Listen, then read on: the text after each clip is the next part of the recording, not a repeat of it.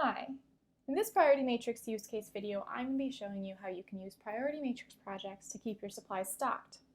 While this applies to many different areas, like a kitchen, a warehouse, a studio, a classroom, or an office, I want to talk about it in the context of a workshop.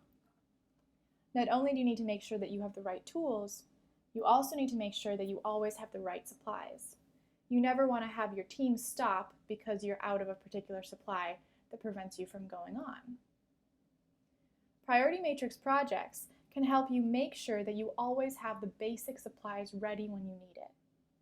It can also help you by pulling up a unique materials list if you have a very specific type of project that requires something that you don't always keep on hand.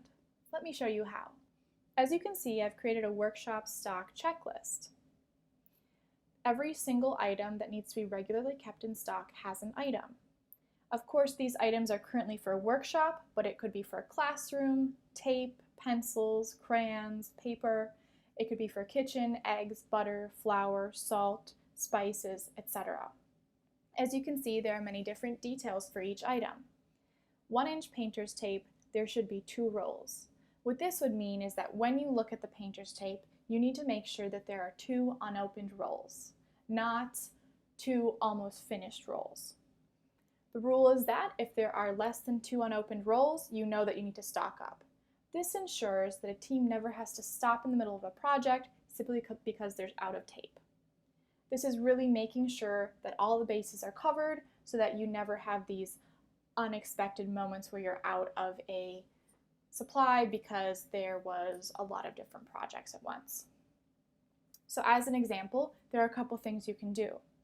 If you have an online order, of course, you can look at this, go over, add it to the shopping cart, and then mark the item complete. As we can see here, I actually added details to one of these items. So there can be even further details. There can be a picture about what it is, there can be a link to where you would order it, and of course, you could also add the SKU number or specifics like that. Or maybe you actually just need to go through this list to see what you actually have to physically go out and replace. In which case, if we say, oh, I need more painter's tape, we can actually star it.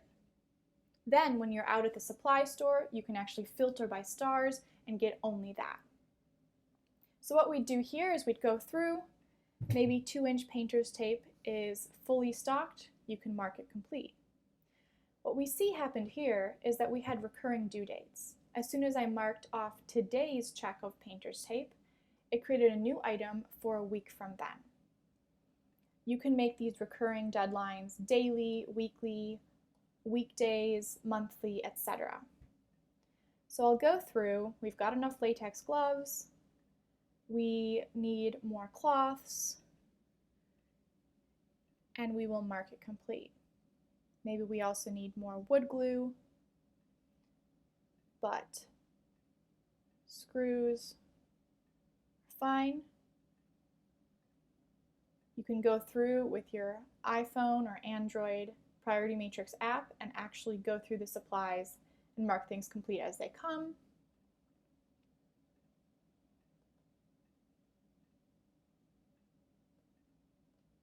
You don't have to worry about forgetting. And then maybe glue sticks need to be restocked because maybe the box is almost full, but in order to keep the workshop stocked fully, you have the rule that if there's one less than a full box, you still want to be extra safe and restock it. So either you take a look at this, you can filter it down to time frame. So you can say, oh, I only want the stuff that's due within a day. You can also simply look up starred items. So you can go here and you can actually go to the supply store. When you put painter's tape, as an example, into the cart, you can unstar it.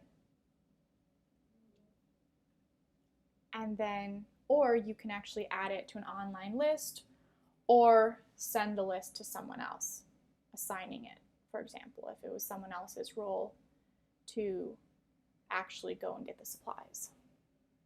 So as you can see, what we would do here, we would remove the stars one by one.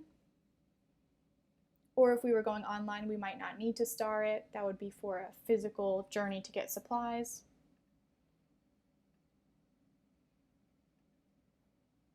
As soon as we're done, I accidentally removed the due date here when I was showing.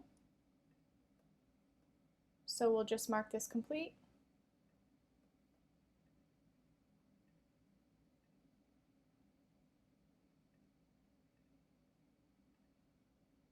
Basically what we want is we want to make sure to mark every single thing complete that we checked. And then the weekly supply check is done. So this allows you to make sure that you never have to worry about whether or not you checked. A manager can look through, they can actually see the history. And you can always see that you did in fact check every single thing. But you don't have to worry about recreating this checklist for next week because here it is. Another thing too, these are the basic supplies, but say you have a very specific project and there are some unique supplies that you don't keep on hand, maybe because they take up space, they're expensive, or it would just take too much effort to manage the other variables of different supplies. So let's say, for example, there's an order which is reupholstering a couch that has oak trim. Maybe you know that every time you get an order like this, there's a very specific type of wood varnish that's needed. What you can simply do is look at the orders and select a new project from template. So as we can see, there's a template, reupholster sofa with oak trim. I'm going to select new from selected.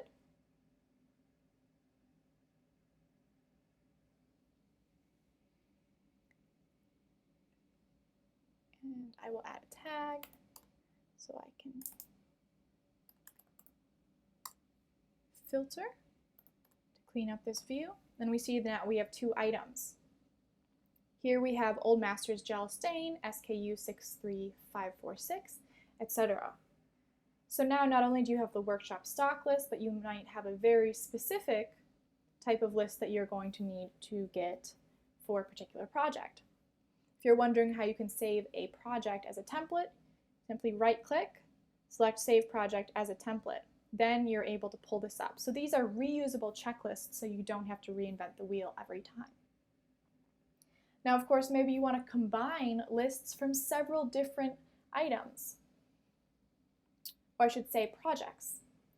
As we can see here, there might be other unique materials lists here. You can add a specific tag, then go to the master list, and you've got the entire list. So you can easily combine supplies lists, and the ones that have the recurring due dates will be the regular supplies. The ones that don't have specific due dates will just be a one-time order right now thing.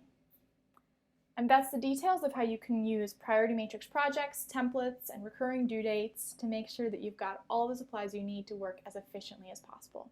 Thanks so much for watching. I hope this was helpful.